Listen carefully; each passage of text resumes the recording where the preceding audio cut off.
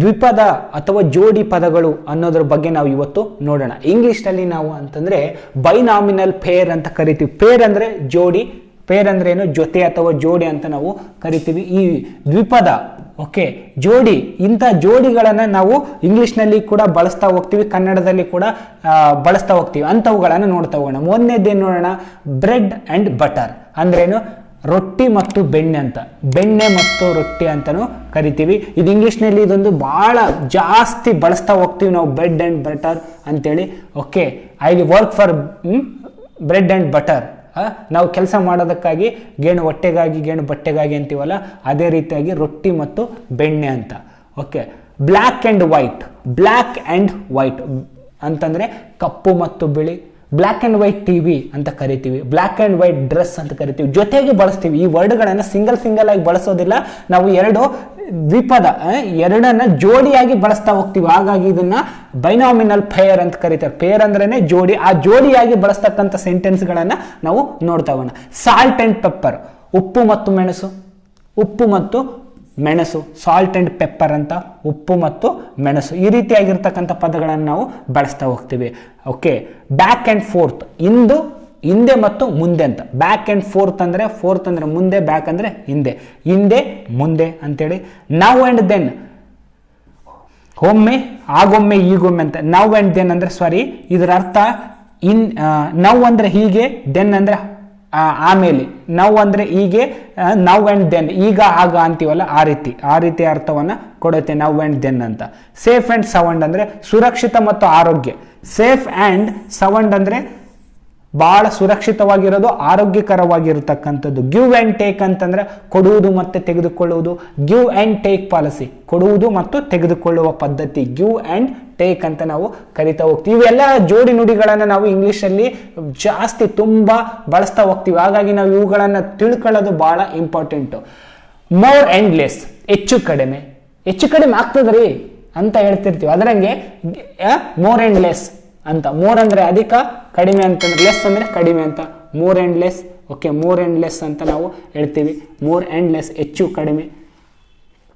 Dead alive, dead R alive, dead ಅಂದರೆ ಮರಣ, alive ಅಂದರೆ ಬದುಕಿರೋದು, ಮರಣ ಅಥವಾ ಜೀವಂತ ಅಂತ. ಮರಣವಾಗಿದ್ದಾನೆ, ಜೀವಂತ. ಡೆಡ್ ಆರ್ ಅಲೈವ್, ಅವನು ಜೀವಂತ ಇದ್ದಾನೆ, ಸತ್ತಿದ್ದಾನೆ. ಓಕೆ ಅಂತೇಳಿ ನಾವು ಈ ರೀತಿ ಡೆಡ್ ಆ್ಯಂಡ್ ಅಲೈವ್ ಅಂತ ಬಳಸ್ತಾ ಹೋಗ್ತೀವಿ. ವಿನ್ ಆ್ಯಂಡ್ ಲೂಸ್, ಗೆಲುವು ಮತ್ತು ಸೋಲು, ಇವೆರಡು ಒಂದೊಂದು ಸತಿ ಜೋಡಿಯಾಗಿ ಬಳಸ್ತೀವಿ. ಜೀವನದಲ್ಲಿ ಸೋಲು ಗೆಲುವು ಇದ್ದಿದ್ದೇ. There is a life in the life and win and loss ಅಥವಾ ಲೂಸ್ ಇದ್ದಿದ್ದೇ ಅಂತೇಳಿ ಓಕೆ ಬಳಸ್ತಾ ಹೋಗ್ತೀವಿ. Okay, first and foremost, first and foremost, first and foremost ಅಂದರೆ ಮೊಟ್ಟ ಮೊದಲಿಗೂ ಅಂತೇಳಿ ಅರ್ಥ.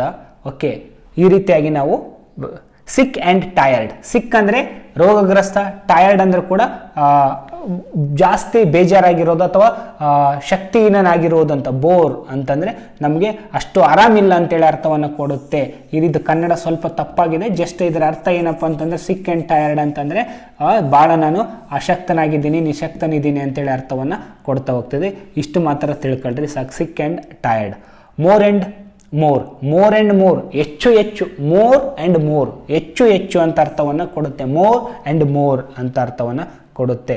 ಸೂನರ್ ಆರ್ ಲೇಟರ್, ಸೂನರ್ ಅಂದರೆ ಬೇಗ, ತಕ್ಷಣ, ಲೇಟರ್ ಅಂದರೆ ಆ ನಂತರ. ಸೂನರ್ ಆರ್ ಲೇಟರ್, ತಕ್ಷಣ ಅಥವಾ ನಂತರದಲ್ಲಿ. I will help you sooner or later, ನಾನು ಸಹಾಯ ಮಾಡ್ತೀನಿ ಈಗಲಾದರೂ ನಂತರದಲ್ಲಾದರೂ, ಆ ರೀತಿ ಸೂನ್ ಆರ್ ಲೇಟರ್.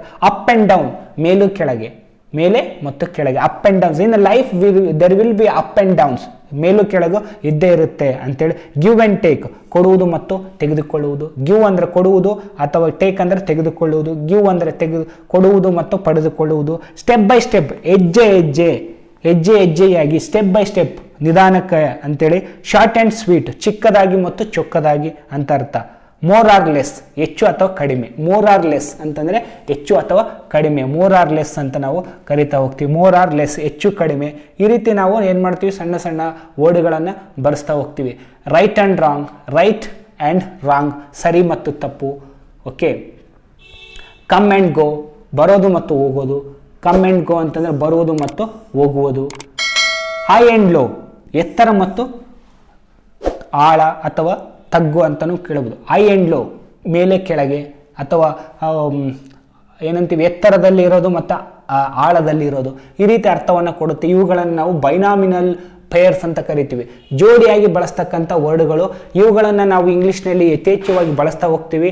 ದೈನಂದಿನ ಬದುಕಿನಲ್ಲಿ ನೀವು ಕೂಡ ನೋಡಿರ್ತೀರ. ಹಾಗಾಗಿ ಇವುಗಳನ್ನು ಒಂದ್ಸರಿ ಬರುತ್ತೆಗಿರಿ ಮತ್ತು ನೀವು ಮಾತನಾಡ್ತಿರ್ಬೇಕಾದ್ರೆ ನೆನ್ಪಿಟ್ಕೊಂಡು ಇವುಗಳನ್ನು ಸಾಧ್ಯವಾದಷ್ಟು ಬಳಕೆಯಲ್ಲಿ ತರ್ರಿ ಅಂತ ಹೇಳ್ತಾ, don't forget to share and subscribe. Okay, thank you for your support. Thank you very much.